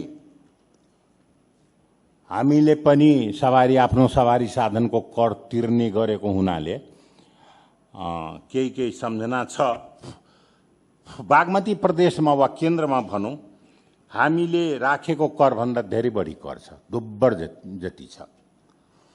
अब मोटरसाइकलमा यहाँ देखिन्छ 250 सीसीदेखि 400 सीसीसम्म 10,000। त्योभन्दा 400 सीसी भन्दा माथि त किन मोटरसाइकल राख्नु पर्ला र? तर धेरै पैसा हुनेले राख्छन्। 401 सीसी भन्दा माथिका चाहिँ मोटरसाइकललाई 17,000। तर गाडीमा फेरि हेर्दाखेरि 2901 देखि 4000सम्म 13,500 मात्रै छ र 4000 सीसी 4001 सीसीदेखि माथिकोमा गाडीकोमा 16,000 छ। यो त मोटरसाइकल भन्दा पनि कम छ सभामुख महोदय।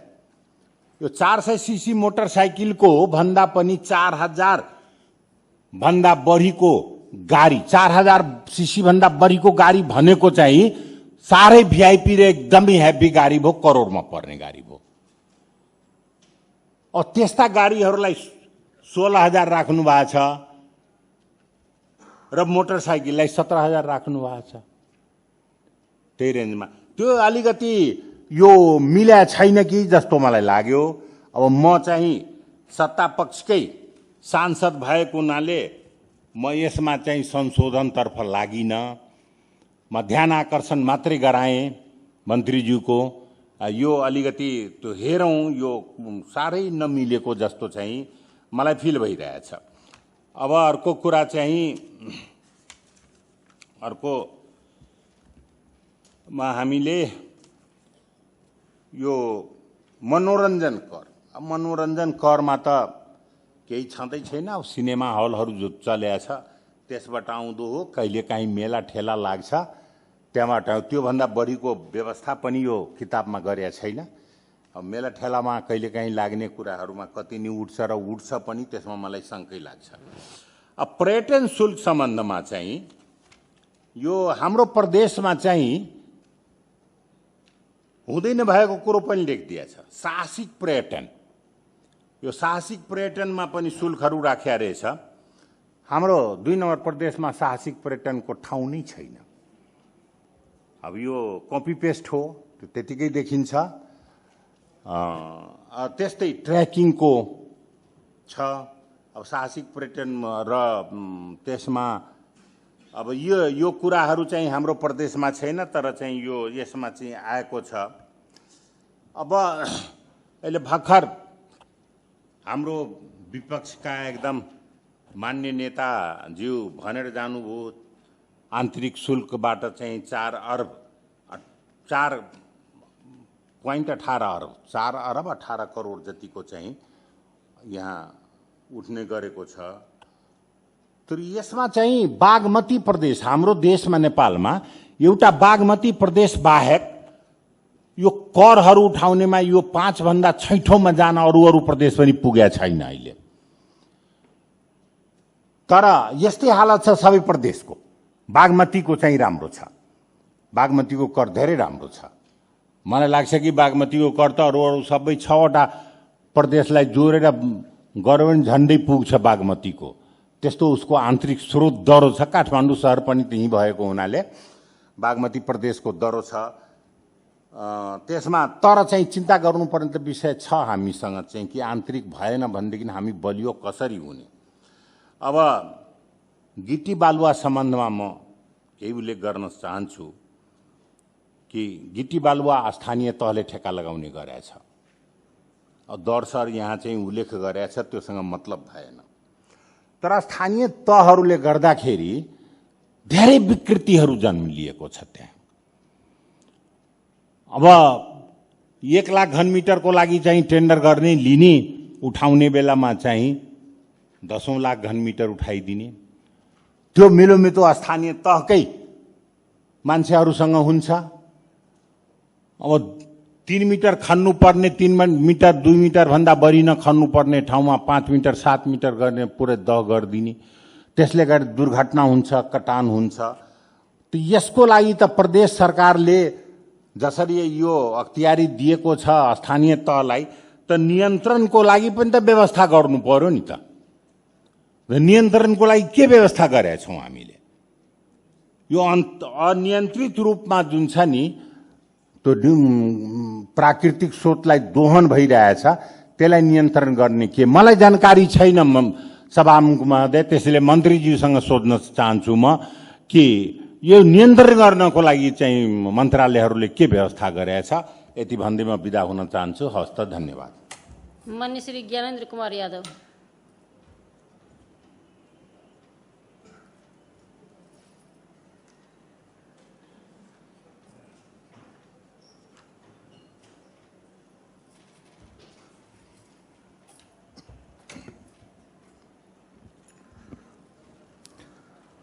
मान्य सभामुख महोदय, अहिले हामी आर्थिक विधेयकमा सैद्धान्तिक छलफलमा छौँ र आर्थिक विधेयकमा जहिले पनि 2वटा पाटो हुन्छ। एउटा आय, अर्को व्यय।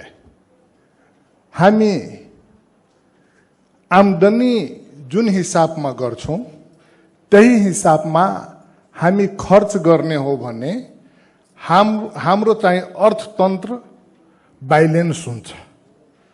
तर हामीसँग आम्दानी कम भयो, खर्च बढीको अपेक्षा राख्यो भने प्रदेशको आर्थिक अवस्था बिग्रिँदै जान्छ र आर्थिक अवस्थालाई हामी कन्ट्रोल गर्न सक्दैनौँ।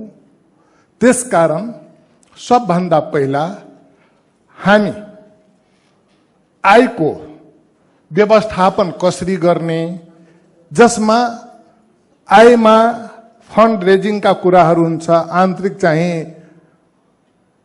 राजस्वहरू, आय स्रोतहरू कसरी बढाउने भन्ने कुरा हुन्छ। त आय स्रोत बढाउनको लागि पनि त्यसमा दुईवटा कुरा छ।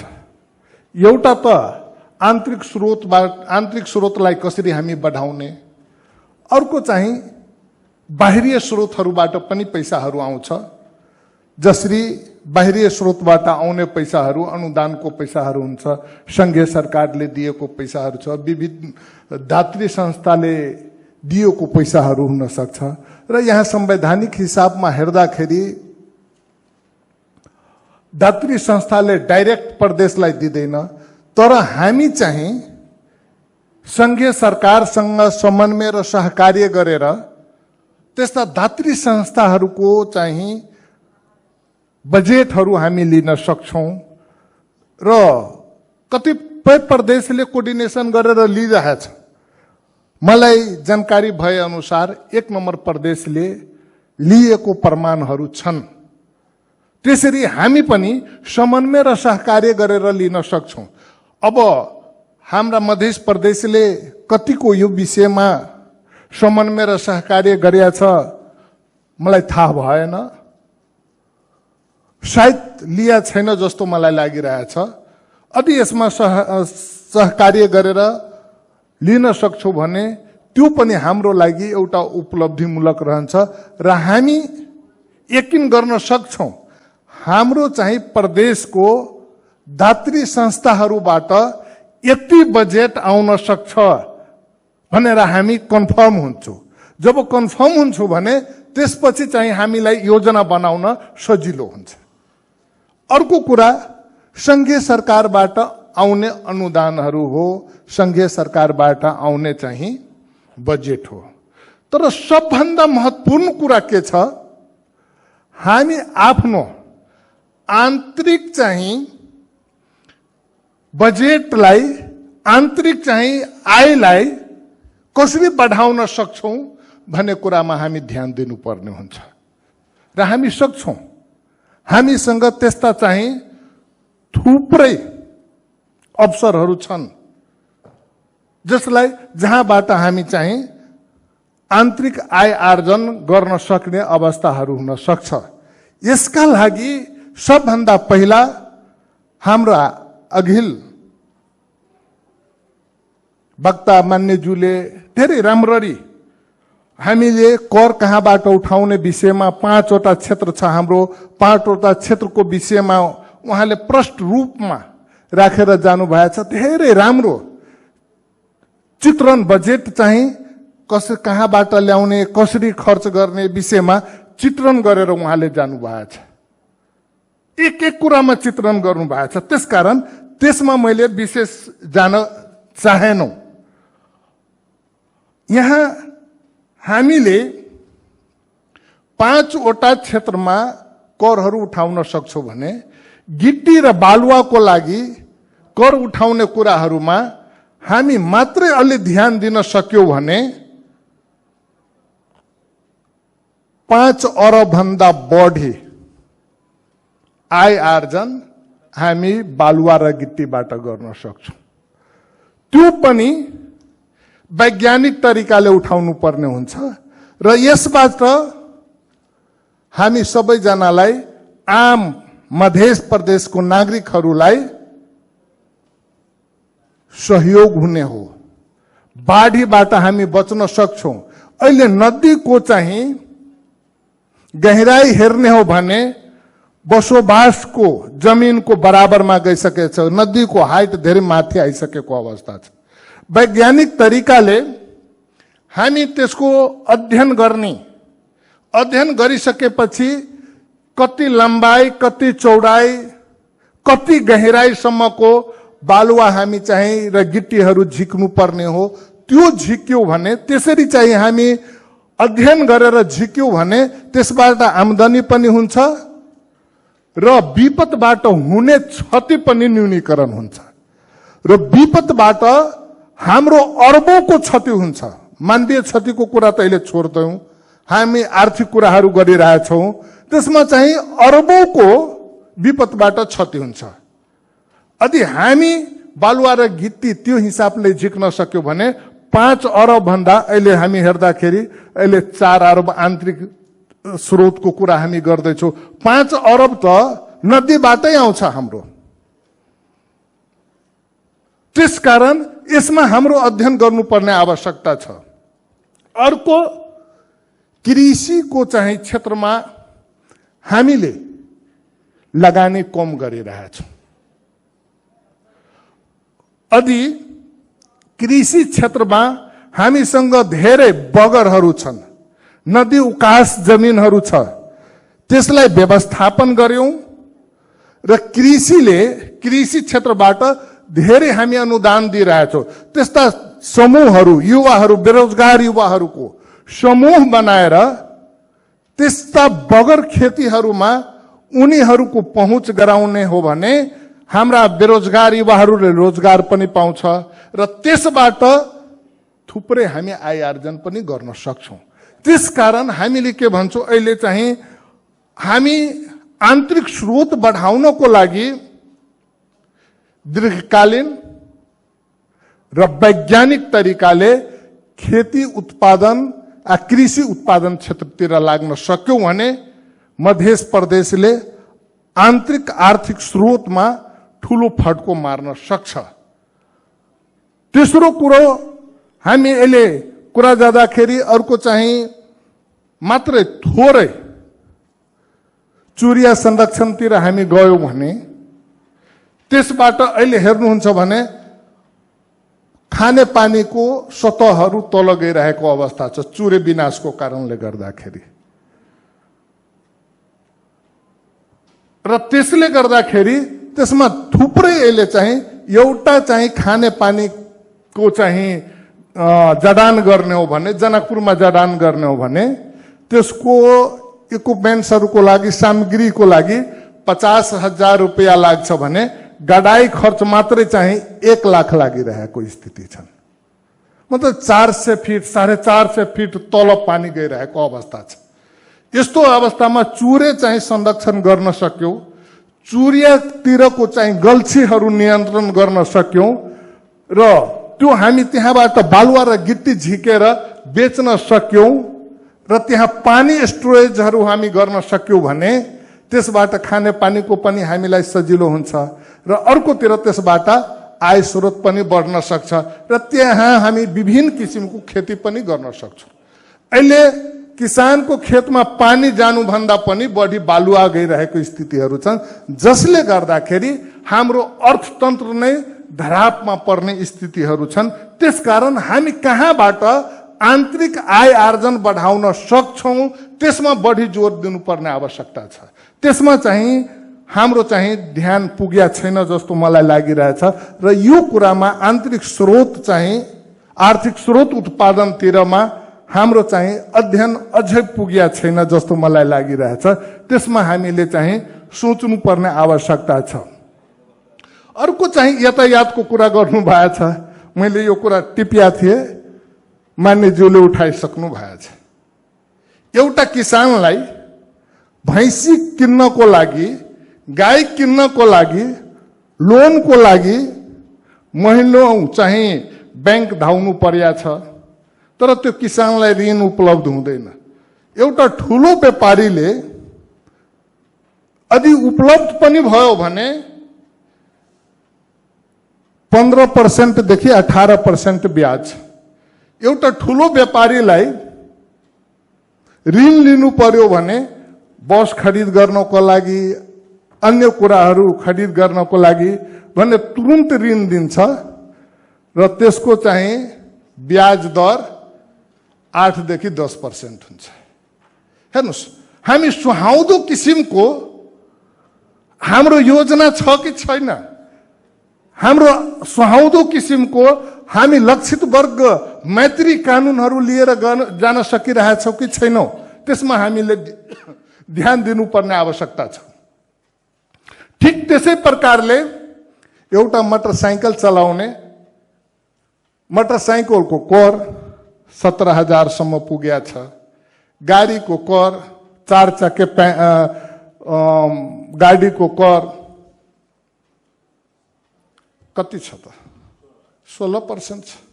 हेर्नुस् त, जसलाई पैसा कम छ त्योसँग चाहिँ पैसा बढी लिने, बढी पैसा भएको मान्छेसँग कर कम उठाउने, यस्तो तरिकाले हामी अगाडि गयौं भने आर्थिक रूपमा हामी आफ्ना प्रदेशलाई समृद्ध बनाउन सक्दैनौं। त्यसकारण यस्ता कुराहरूलाई आर्थिक रूपमा समृद्ध बनाउनु पर्ने कुराहरू छन् र पर्यटकीय क्षेत्रमा हामीले उत्कृष्ट कामहरू गर्न सक्छौं। हाम्रै प्रदेशमा जनक जननीमा जानकी की जन्मभूमि यहाँ हुन्। यदि हामी यसलाई राम्ररी प्रचार प्रसार गर्न सक्यौं भने कति हिन्दूहरू यहाँ छन्, मानौ न नजिक भारत, बंगलादेश लगायतको अरू कन्ट्रीहरूमा, उनीहरू त्यस्ता पर्यटकहरूलाई हामी तान्न सक्यौं भने र त्यस्ता किसिमको पर्यटकहरूलाई तान्नको लागि रणनीति बनाउन सक्यौं र त्यस्ता पर्यटकहरूलाई हामी आफ्ना प्रदेशमा 3 देखि 4 दिन राख्न सक्यौं भने त्यो पनि हाम्रो आय आर्जनको स्रोतहरू हुन सक्छ र त्यसबाट हामी थुप्रै कमाउन सक्छौं। आज इन्डियाको विभिन्न ठाउँहरूमा हेर्नुस् न, बाबाधाम जाँदाखेरि हामी 5 दिन 7 दिन बस्छौं। अहिले रामायण सर्किटको कुराहरू भइरहेछ। जनकपुरमा चाहिँ गर्ने, परशुराम तोलाउमा पानी भर्ने, अनि त्यसपछि चाहिँ धौन्सा धाममा धनुष छ, त्यहाँ गएर पैदल गएर हामी पानी त्यहाँ गर्न सक्यौं, दर्शन गर्न सक्यौं, हामी 2 दिन मात्रै राख्न सक्यौं भने हाम्रो त आर्थिक स्रोतहरू बढ्दै जान्छन्, हाम्रा व्यापारीहरूको आय आर्जन बढ्दै जान्छ, जसले गर्दाखेरि हाम्रो आन्तरिक आय स्रोत बढ्दै जान्छ। त्यसकारण यदि आर्थिक रूपमा प्रदेशलाई बलियो बनाउने हो भने आन्तरिक आय स्रोतलाई हामी बलियो बनाउनु पर्छ र यसका लागि उत्पादनमुखी कार्यक्रम हामी ल्याउनु पर्ने स्थितिहरू छन्।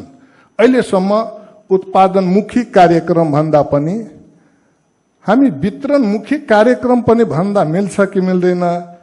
एउटा मान्यज्यूले भनेर जानु भएको छ, धन्यवाद छ मन्त्रीज्यूहरूलाई, आफ्नै क्षेत्र आफ्नै चाहिँ ठाउँमा मात्रै कार्यक्रम राख्नु भएको छ। मन्त्रीमुखी कार्यक्रमले, योजनाले आर्थिक रूपमा हामी बलियो हुन सक्दैनौं। त्यसकारण आर्थिक स्रोतलाई बलियो बनाएर अगाडि बढ्यो भने र यो अवसर हामीहरूसँग छ, यसमा थोरै मेहनत गर्नको लागि अनुरोध गर्दै आफ्ना शब्दहरू यही विश्राम गर्छु। धन्यवाद। माननीय श्री रानी कुमारी तिवारी।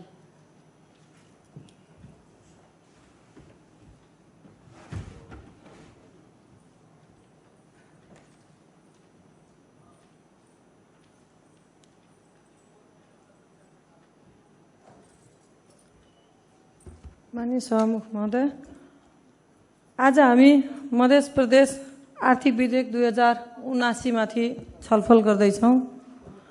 सबैभन्दा पहिले यो विधेयक ल्याउनु भएकोमा मैले मन्त्रीजीलाई धेरै धेरै धन्यवाद दिन चाहेँ कि कमसेकम 4 वर्ष बितिसक्दा यो विधेयक हामीले ल्याउन सक्यौँ। तर मैले केही कुराहरू यहाँ पढ्दाखेरि केही कुराहरू चाहिँ ध्यान दिनुपर्ने हो कि जस्तो मेरो बुझाइ छ र यो कुराहरू चाहिँ यहाँ राख्नुपर्छ भनेर म यहाँ राख्न उभिएँ। यहाँ मैले केही कुराहरू नोट गरेँ, त्यो कुराहरू नै पहिले राख्छु। जस्तो यातायात व्यवस्था ऐन 2049 बमोजिम ट्राफिक प्रहरीले उठाउने दण्ड जरिवाना बापतको रकम नियमित रूपमा प्रदेश सञ्चित कोषमा जम्मा गर्नुपर्ने भनेर लेखिएको छ। मलाई लाग्छ त्यो जुन जरिवाना लिने गरिएको छ त्यो चाहिँ डाइरेक्ट हामीले खातामा नै जम्मा गर्ने चलनहरू छ र त्यो कानुन हुँदाखेरि मलाई लाग्छ हामीले डाइरेक्ट आफ्नो खातामै जम्मा गराउने व्यवस्था भयो भने त्यो गराउनु पर्छ भनेर भन्नै पर्दैन कि जस्तो लाग्छ। त्यसपछि यहाँ धेरै किसिमका थैलीका कुराहरू पनि आएको छ, त्यसमा करहरू लेखिएको छ। म एउटा अनुरोध के गर्न चाहे भने हाम्रै देशमा अहिले पनि कानुन छ र हामीले जग्गाहरू ट्रान्सफर गर्दा महिलाहरूको हकमा जसरी हामीले सुविधा दिएको छौँ त्यसमा 50%, 25% जुन डिस्काउन्ट अफर जसरी हामीले ल्यायौँ र त्यसले महिलालाई कहीँ न कहीँ मजबुत बनायो भन्ने मेरो बुझाइ हो। त्यसै गरेर यो थैलीहरूमा पनि हामीले केही पर्सेन्ट, म यति उति पनि भन्दिनँ किनकि सरकारलाई फेरि चल्ने पनि यही स्रोतबाट हो, तर केही न केही हामीले महिला र दलितको हकमा चाहिँ हामीले यो व्यवस्था ल्याइदिन सक्यौँ भने त्यसै पनि हाम्रो प्रदेशले महिलाहरूलाई अगाडि बढाउनमा एकदमै भूमिका खेलिरहेको प्रदेशमा आउँछ। चाहे त्यो क्याबिनेटमा महिलाको उपस्थिति होस् या नहोस्, निर्णय गर्ने ठाउँमा होस् नहोस्, तर भन्नलाई चाहिँ हामीले नाम त्यसैको बेच्दैछौँ। त्यसले गर्दा त्यो बेच्ने नामलाई कमसेकम थोरै भए पनि फाइदातिर पनि सोचिदिउँ भने मलाई लाग्छ बेसी फाइदा हुन्थ्यो। त्यसैमा विज्ञापन कर पनि छ। विज्ञापन कर सम्बन्धी व्यवस्था 1 मा छ। विभिन्न विज्ञापन करमा एउटा व्यवस्था हुनुपर्छ। त्यसमा म चाहिँ के भन्छु भने त्यसमा पनि फेरि कुनै विज्ञापन एजेन्सी महिलाहरूले चलाउँदैछ या दलितहरू मात्रै भएर चलाउँदैछौँ भने त्यसमा पनि हामीले अलिकति छुट दिउँ, किनकि त्यसले के गर्छ भने धेरै बचत हुने त होइन, तर एउटा प्रोत्साहन चाहिँ त्यसले दिन्छ। उहाँहरूलाई काम गर्नलाई कहीँ न कहीँ सरकारले पनि मलाई सपोर्ट गरिरहेको छ, मलाई उत्साहपूर्वक सपोर्ट पाइरहेको छु भन्ने अनुभूति हुन्छ र त्यसले थोरै सहुलियत हुने हो, तर मनोबल उच्च हुन्छ कि भन्ने मेरो बुझाइ हो। र त्यसमा अलिकति हामीले बुझिदिँदाखेरि सरकारलाई मैले अनुरोध गरेँ। र अर्को साथै मैले के अनुरोध गर्न चाहेँ भने हामी 3 तहको सरकारमा चल्दैछौँ। यति कुरा चाहिँ हामी ध्यान दिउँ कि 3 तहको सरकारको करको दायरामा जनता पिसिन नपरोस्। त्यसबाट चाहिँ हामीले ध्यान दिएर हामीले करहरू निर्णय गरिदियौँ भने मलाई लाग्छ बेसी उपयुक्त हुन्थ्यो। अर्को मैले यो गाडीको कर मैले देखेँ यहाँ सरकारी प्राइभेट गाडी र सार्वजनिक यातायातमा। मलाई के लाग्यो भने त्यसको जुन भिन्नता छ त्यो चाहिँ अलि बढी हो कि सरकारीलाई के भन्छ सार्वजनिक यातायातलाई 8,500 अनि प्राइभेटलाई एकैचोटि 20,000। त्यो चाहिँ कहीँ न कहीँ दोबर हुँदासम्म पनि हुन्थ्यो, यो चाहिँ दोबर भन्दा पनि बढी भयो। अनि कहीँ न केही के भने हामीले एउटा तबकालाई च्याप्न खोज्या हो कि भन्ने जस्तो बुझाइ मेरो लाग्यो। र म चाहिँ त्यसमा चाहिँ अलिकति एकचोटि फेरि पुनः सोच्नुपर्छ कि भन्ने मेरो बुझाइ हो। र मैले मन्त्रीजीलाई अनुरोध गरेँ कि यसमा एकचोटि पुनः सोच्नुहोस् कि निजी सवारी चढ्ने पनि कुनै पैसा लिएर आफ्नै फालाफाल पैसा भएरै गाडी चढ्नेहरू छैनन्। धेरै यस्ता पनि छन् कि ऋणमै पनि गाडी चढिरहेका छन् र उहाँहरूले पनि आखिरमा कर तिर्दाखेरि कमाइकै स्रोत हो, त्यही नै हो। त्यसले गर्दाखेरि त्यसमा पनि अलिकति सोचिदिउँ भने मलाई लाग्छ राम्रो हुन्थ्यो भन्ने मेरो बुझाइ हो। अन्य करहरूमा मैले पुनः दोहोऱ्याउन चाहेँ कि विभिन्न करहरूमा थोरै भए पनि हामीले दलितको हकमा र महिलाको हकमा चाहिँ सोच दिएर हामीले कर लगायौँ भने भोलिको दिनमा कहीँ न कहीँ यो सरकारले एउटा मेरो नाम बेचे पनि मेरो लागि पनि केही गरिया छ भन्ने बुझिन्छ। त्यति चाहिँ मैले अनुरोध गरेँ। साथै पुनः धन्यवाद दिन चाहे यो किनभने करको नियम ल्याउनु अति आवश्यक थियो। यो विधेयक ल्याउनु भयो, यसको लागि धेरै धेरै धन्यवाद दिँदै मैले आफ्नो शब्दलाई विराम दिएँ। धन्यवाद। जय मधेस। मनीश्री प्रमिला कुमारी यादव।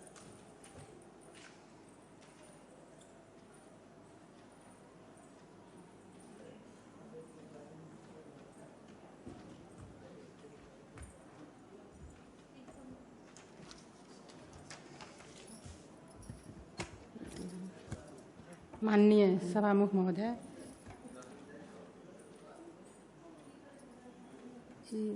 हम सब 79-80 के बजट में छलफल के क्रम में छी। हमरा बुझाइ में लागैए जे ई बजट जनतामुखी होना चाही। ई पढ़ैत यदि ई बजट जे हम देखलू या पढ़लू तो हमरा लागे ई बजट मंत्रीमुखी बजट आबि गेल यऽ। ई तो बचना नहीं चाहिए। हमरा सबके सत्ता पक्ष के माननीय छी बाध्यता रूप से, तैयो जे छै से ई मंत्रीमुखी बजट आबि गेल यऽ। ताहि लए कऽ हम मंत्री जी के धन्यवाद दै चाहे छी जे कम से कम तो मंत्रीमुखी बजट तऽ लाबलियै ने, जनतामुखी नहीं भेलै तो मंत्रीमुखी बजट तऽ लाबने छियै। और एकटा रेड बुक शिक्षा के हमरा देश में 3 तरह के सरकार है, संघ, प्रदेश या स्थानीय तह। लेकिन जनता का अनुभूति नहीं भै रहल है जे हमरा देश में 3 तरह के सरकार है। अखनियो हम जनता के मास में जाते हेबै तो यदि अपना कार्यकर्ता अपना नजदीक के साथी भाई सबके यदि बजट चलि गेल हेतै तो ओकर बुझाइमे लागै छै जे प्रदेश सरकार नीके काम कए रहल छै, माननीयो जी सब छै, मंत्रियो जी सब छै, नीके काम कए रहल छै। लेकिन जकरा नहीं गेल छै ओहि मासमे जब मंत्री जी सबके हम आग्रह करै छियै ओहि मासमे अहाँ सब जाउ तो जनताके अनुभूति भए रहल छै जे प्रदेशके कोनो काम नहीं छै। ई मध्य प्रदेश के सरकार जे छै से संज्ञाता के धरातल में आबि रहल छै।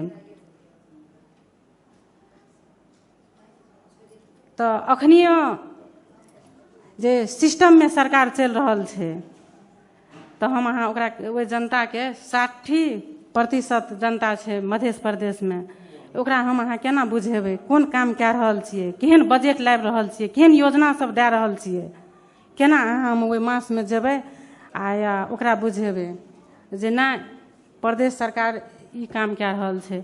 ई बजट से बुझा रहल छै जे जनता मुखी जे आबितियै तऽ जनता सबके एहन आवाज आबिए नहीं सकै छलै। रेड बुक किताब जे हम देखलहुँ काल्हि तो हमहूँ कतहु गेल रहौं जनता में छलफल करके हम सरकार सबके योजना देने छलहुँ। जब काल्हि रेड बुक आयल तो हमरा पूछे से मान्य जी आयल यऽ रेड बुक में योजना पड़ल अछि कि नहीं पड़ल अछि, तो ओकरा हम मंत्री सब आग्रह करबै जे कोन जवाब दी ओकरा। किएक तो एकटा गौरव छै जे प्रदेश से जीत के आयल छै ओकरा एकटा बहुत गौरव के साथ ओ कह रहल छै मान्य जी अहाँ के योजना में किया पड़त, हम अहाँ के ई काम किया करब, हम सब गोड़ लागि के विनती लागि के वोट लए के जीतल छियै, अहाँ सब तो फोकट में आयल छियै। केना कऽ समानुपातिक के माननीय के कोनो दायित्व नहीं छै, कोनो अधिकार नहीं छै, आ उ सब गोजिये से केकरो गोजिये से चलि आयल छै। हमरा सबके जनता में नहीं जा रहल छियै, प्रत्येक से जे मंत्री सब छियै आ माननीय सब छियै, यदि मंत्री से लगाव अछि तऽ अखनियो हमरा हॉल में जे अनुसार से बुझाइए पहले के अनुपात में अखुनका अनुपात में जे मंत्री सबके बुझाइत हेतै जे भूकने कुकुर लाइ कैले टोक दै न, जे बाजत ओ कहियो किछो नहीं कए सकैया। तो हमरा प्रदेश के मंत्री सबके आग्रह छै जे कम से कम जे एते मान्य सब 4.5 बरस जे बोले के क्रम में अपन विचार सब राखलकै तो हम कहब जे 4.5-5 छै, आब से अपना सबके कार्यकाल सकैक पर लागि गेल छै।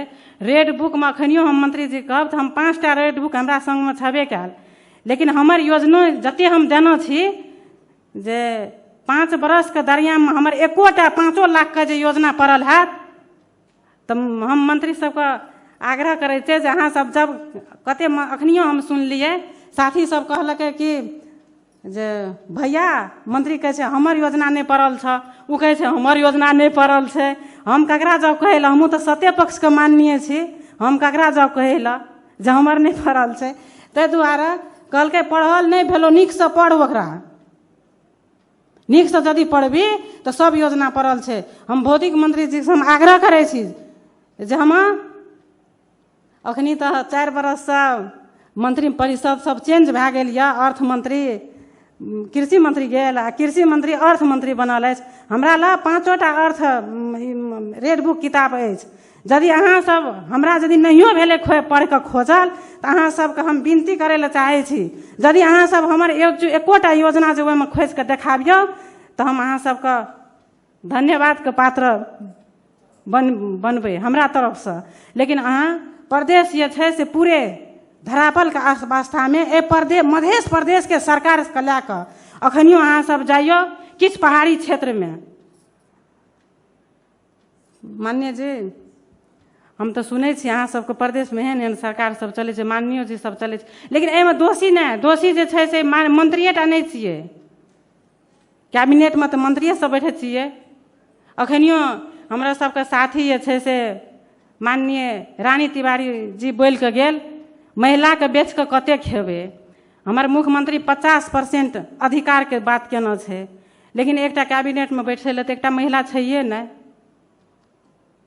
ओ जे छै से ऑल नेपाल बुझि रहल छै। अखन तक 7टा समिति अछि आ या एकोटा समिति महिलाके सभापति नहि देने छियै।